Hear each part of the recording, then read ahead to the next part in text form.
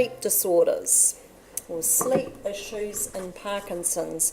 I first became aware of this area of Parkinson's in my own mother, who developed what I call nocturnal restlessness, meaning she was unsettled overnight, often out of bed to the toilet, uncomfortable in the bed, and sometimes wanting food or drink to help her settle.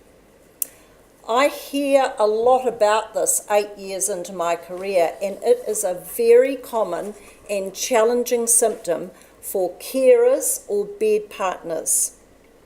It's also particularly challenging for residential care staff. We often hear reports of the resident with Parkinson's who presses the call bell on the hour, every hour throughout the night. Insomnia in Parkinson's normally involves the inability of the patient to maintain sleep. Many patients seem to be able to initiate sleep within a reasonable time frame, say about 20 minutes, and most say they're extremely tired by evening, and some will go to bed at 8 p.m. and some, perhaps a little bit earlier, depending on their age and stage. Where the problem lies is with early morning waking. Some will wake around midnight for the first call, as I call it, and others say at 2 a.m. or 3 a.m, but all report an inability to get back to sleep, often lying there staring at the ceiling. Whilst others will get up and roam around the house, which is not always a safe option for the mobility challenged. The reasons for this vary across patients. Some are bothered by nocturia, some are woken by pain, they can't get comfortable, they're unable to reposition, they have muscle cramps or dystonia. For carers, this can mean night duty of getting up and assisting the person with Parkinson's out of bed, to the toilet, back into bed. Massaging cream on sore aching muscles, fetching medication for the person with Parkinson's, the list is simply endless, and we hear about this an awful lot. If this happens night after night, we often see two people, once happily bed pals, now sleeping in separate rooms. Some patients will develop REM sleep behaviour disorder. So this is rapid eye movement sleep disorder. It's already been talked a little bit about this morning. This phenomena involves flailing arms and legs, the acting out of dreams, calling out in sleep, or in some cases, patients wrapping their hands around their partner's neck. Some patients are so active that they fall out of bed, and we do advise a mattress on the floor beside the bed until assessment and treatment by the doctor. Fortunately, this problem is manageable with low-dose medication. It is usually the partner that tells us about this problem, as the person with Parkinson's is blissfully unaware they are like this by night. Restless legs. Restless legs is a problem found in the general population, and it's also found in Parkinson's. Patients report an irresistible urge to move the legs. They're unable to keep them still and have a crawling sensation under the skin. Restless legs varies in severity from mild to severe. Because it occurs at night mainly, restless legs can have a negative effect on sleep, both for the person with Parkinson's and the bed partner. This can lead to daytime sleepiness, poor daytime functioning, and some partners will move to the spare room. Various treatments are available. Some involve medication, and some include some self-help remedies such as massage, heat packs, or stretching exercises. Depression. You could be forgiven for feeling down if you have a diagnosis such as Parkinson's, where there is no cure and you are virtually guaranteed of decline over time. Depression is a common non-motor symptom of Parkinson's caused by changes in brain chemistry. A high percentage of patients will experience some degree of depression in the course of their journey, although exact figures are hard to calculate. And I think if we're not too sure about the number of people we've got with Parkinson's in New Zealand, I think we can be equally as sure that we're not too sure how many people we've got with Parkinson's that also have depression. It's not just as simple as a reaction to diagnosis. Many patients are diagnosed with depression some years before they actually receive their diagnosis of Parkinson's. And very recently, I've seen someone that presented to the emergency department with severe depression. They did not have Parkinson's as a diagnosis at that point. It's quite interesting. It's the first person I've actually seen like this. Others are going to develop depression along the Parkinson's road. Many of the symptoms of depression are also symptoms of Parkinson's, so that also complicates the picture. These include persistent sad feelings, feelings of pessimism, worthlessness, loss of enjoyment of activities previously enjoyed, decreased energy, difficulty making decisions, insomnia, early morning waking, weight loss or gain, thoughts of death or self-harm, restlessness and irritability. Most often, these symptoms appear around the same time as the onset of the motor fluctuations, except for the chap I saw last week. Interestingly, studies show that patients with Parkinson's have a higher incidence of depression than others with chronic illnesses, for example, osteoarthritis. Depletion of dopaminergic cells occurring in other parts of the brain may also contribute to depression in Parkinson's. Nevertheless, there is no denying that depression in any form can be extremely disabling and can have a marked impact on the quality of life of the patient as well as the partner and family. So what can people do when they have depression and they also have Parkinson's? It's really important that patients seek help as soon as possible. So as soon as they feel that they have some of these feelings and the feelings are not resolving in a reasonable time frame, or that their partner feels that they have low mood and that they have had low mood for some time.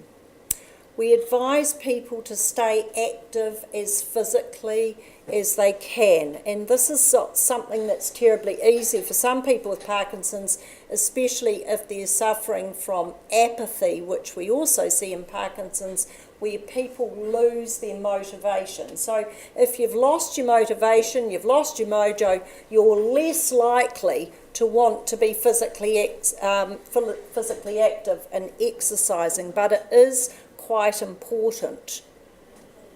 We also advise that they minimise stress, because we know that stress inflames the symptoms of Parkinson's, and we encourage people to draw on some relaxation techniques. I do have several people using mindfulness for that. And social activity, social interaction, getting out into the community and staying connected with people is also very important. Again, apathy sometimes prevents people from getting out of the lazy boy and getting down to the bowling club. They simply just want to stay in the lazy boy. So this is quite difficult when we see people. It's quite hard to motivate some people to get out into the community. Additionally, there are a wide range of medications available for treatment, and counselling, of course, can also be very effective, although it can be cost prohibitive for some people. Pain. When I thought about pain, I thought, I have not got enough time to cover this enormous subject. However, here we go. What is pain? The World Health Organization has defined pain as an unpleasant sensory I just assumed that it was part of getting old. So we hear this quite a lot. The older person that says, oh, well, I think that's just because I'm 85. So that's quite a common statement. So back to the World Health Organization. An unpleasant sensory or emotional experience associated with actual or potential tissue damage. However, another definition that I think is a bit more relevant from McCaffrey 1999 reads, pain is whatever the person says it is, existing wherever the person says it does. Most commonly, older patients seem to be more accepting of pain and less likely to complain about it to their doctor or specialist. A commonly held belief in the elderly is that pain is just what you get with old age. As well, many tell us that they just can't work out if the pain that they're having is from their osteoarthritis or their Parkinson's. They're never too sure, and sometimes we're not either. Here are some examples of comments made by patients about pain. Each is the experience of that person on that day at that time. So Mrs. A is a person I have at the moment. I have dreadful pain. It's all over. Yesterday I just cried all day and I was unable to leave the house. It's particularly bad in my shoulders, arms and lower back. I've taken codeine, but I don't want to take this regularly as I know it causes constipation. I am good in the mornings and can even potter in my garden, but by 3 p.m. in it comes, meaning the pain. Yesterday I took Sevrodol, just 1 tablet, but it did nothing. Last week I had 3 good days out of 7. And Mrs. X, also a lady in my care, I have stiffness in my legs as well as leg and back pain. I now have difficulty turning over in bed at night. And an elderly man told me this story recently. He had fallen and injured his hip at home. He continued to mobilise as best he could for several days, thinking that the pain would eventually subside and that his mobility would improve. Needless to say, he was admitted for hip replacement surgery and subsequent rehabilitation. I was pleasantly surprised to see that he had actually rehabilitated to the point where he could return home from residential respite. I didn't think this guy actually would ever go home. When people are elderly and they fracture and things, it is the start of the slippery slope. So it was a good outcome. There are many causes of pain in Parkinson's, so today I'm just going to talk about 3 different types of pain in Parkinson's, otherwise we'll be here till next year. So the first type of pain is, muscular skeletal, pain in the joints and muscles. In Parkinson's, muscles become stiff and harder to move. Range of movement is reduced and activities of daily living, such as showering and dressing, become more difficult. Patients find their arms and legs simply don't move with ease or fluidity, and they are less flexible if they're older. Movement alone can cause pain. When pain is present, patients are less likely to want to move and less likely to want to exercise. This in turn leads to a reduction in mobility, decreased muscle strength and balance, and an increased risk of falling again. We also hear about frozen shoulder problems. The patient that develops pain and stiffness in the shoulder and a reduction in movement. They attend their GP, undergo physio with little or no pain relief, and they are then referred to an orthopaedic surgeon to get to the root cause of the pain. Sometimes this becomes an exercise in futility as no obvious mechanical cause is identified. Muscle cramps are common in Parkinson's. They can cause considerable pain and are present often in off periods when medication effects are wearing off and dopamine levels are low. Dystonia. This pain in Parkinson's involves muscles going into spasms, causing significant amounts of pain. It also causes abnormal posturing of the toes, the fingers, the ankles, and the wrists. Feet can turn inwards in an awkward posture, resulting in moderate to severe pain and the inability to walk normally. And I do have a lady that has quite a gross deformity of one of her feet. It's turning inwards. She's actually unable to walk on that foot. We are going to treat that lady with Botox. We regularly hear about curling toes, toes that claw, and the patient is unable to straighten them. This often happens first thing in the morning when dopamine levels are particularly low on waking. It is particularly troublesome if the patient is wanting to get up and walk to the toilet, a task most of us think nothing about. Getting shoes on is impossible. Treating this is not entirely straightforward, but the patient may benefit from long-acting L-DOPA overnight or early morning dosing before they try and get out of bed. So I have quite a number of people that take their medication at 6 a.m. and they wait for it to kick in. They're quite happy to lie in bed until, say, 7 when they start to get up and they're on. Currently I have one lady who has dystonic pain in her feet overnight. It's extremely painful and it's very distressing. Night time has become a nightmare both for this patient and the patient's carer. The impact of this problem is patient and carer are both unable to sleep through the night, both are suffering sleep deprivation, which for patients can lead to poor daytime functioning, daytime sleepiness, and a high falls risk. Not to mention a very tired, stressed, and grumpy carer desperately in need of a good night's sleep or perhaps to put the person into respite care. Whilst a review of Parkinson's medication is useful, other medications may also be required for effective pain management. Management of dystonic pain can involve drugs such as baclofen, and Botox injections are an option in some situations.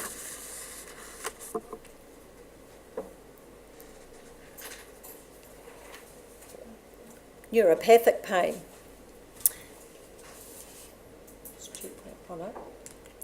This type of pain involves damage to the peripheral nerves, namely in the hands and the feet. It can cause numbness, tingling, or burning sensations. It may not be relieved by Parkinson's medication, and other adjunct therapies may be considered. A number of patients we see report unusual sensations when walking. So they have a feeling that they're walking on cotton wool or marbles, is another thing I've heard. One patient I saw complained of a hot, flamey sensation running down her legs. This came on spontaneously, was not seemingly related to her medication dosing times, and would resolve pretty much spontaneously. Eventually it returned. It was seemingly not related to her being in an on state or an off state. A visit to her GP was fruitless. No cause could be identified. Patients with neuropathic pain are sometimes unable to tolerate bedding on their legs or their feet. I've seen some large amounts of money spent on getting just the right blanket, just the right duvet, or just the right sheets.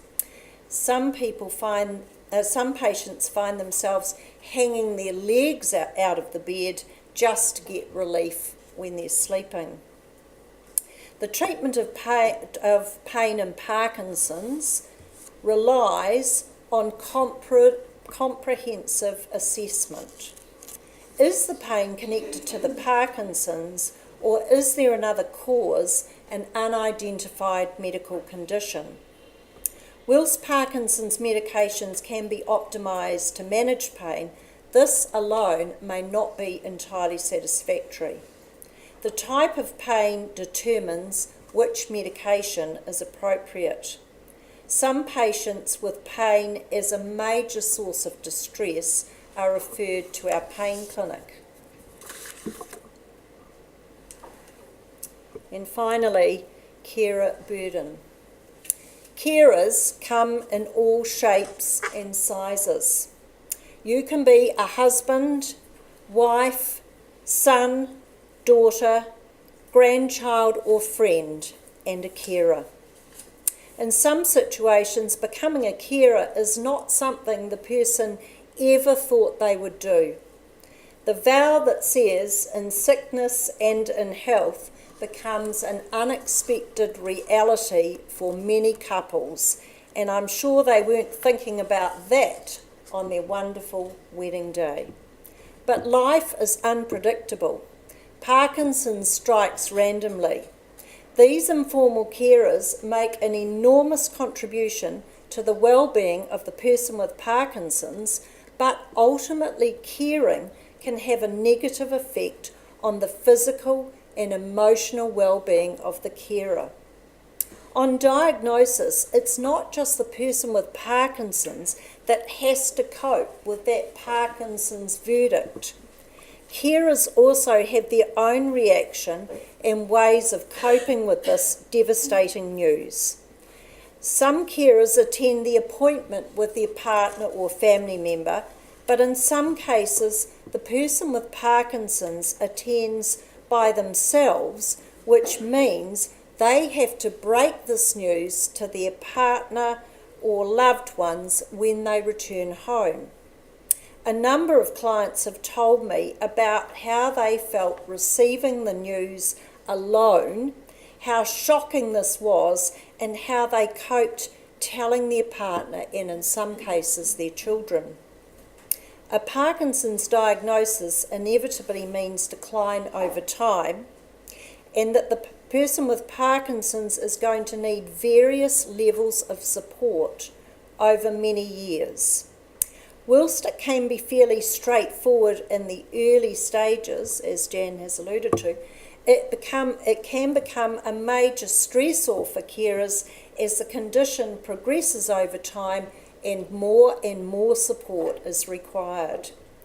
Carers can find their role in the relationship changes from one of being a loving partner to that of being a loving carer, but this is certainly well and truly tested in the late stages of Parkinson's. Late stages bring an increase in physical demands on carers, and sometimes this can put carers' own health at risk, for example, when moving the person with Parkinson's around the home or getting them in and out of the car. In addition to this, mental health can also deteriorate in carers as they try to cope with changing roles, increased responsibilities, and the burden of caring for many years, knowing that things are only going to get worse.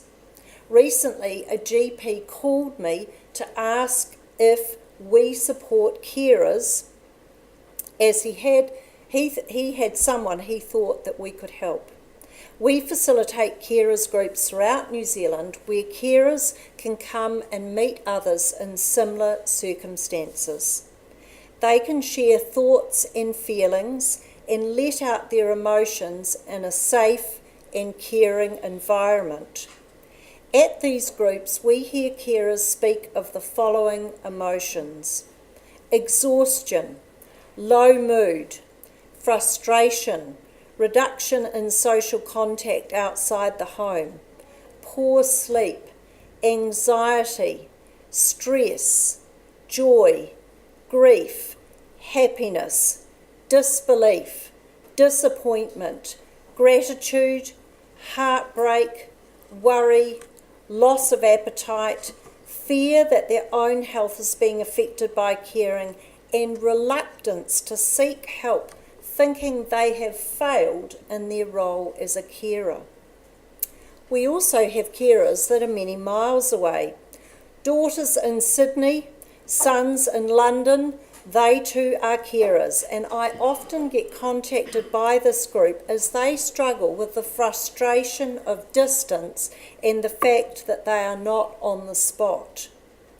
One factor that heavily influences the ability of carers to cope at home is incontinence.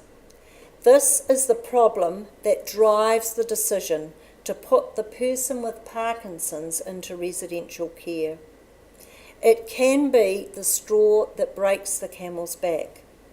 It is never an easy decision, and many carers say they feel guilty about moving their loved one to a facility. They feel they are failing in their duty to their spouse or partner. All carers are united in wanting the best care and support for their person with Parkinson's, whether that be at home or in residential care. And that is our shared goal as we partner with these families along their Parkinson's journey. When you've seen one person with Parkinson's, you've seen one person with Parkinson's. Thank you very much.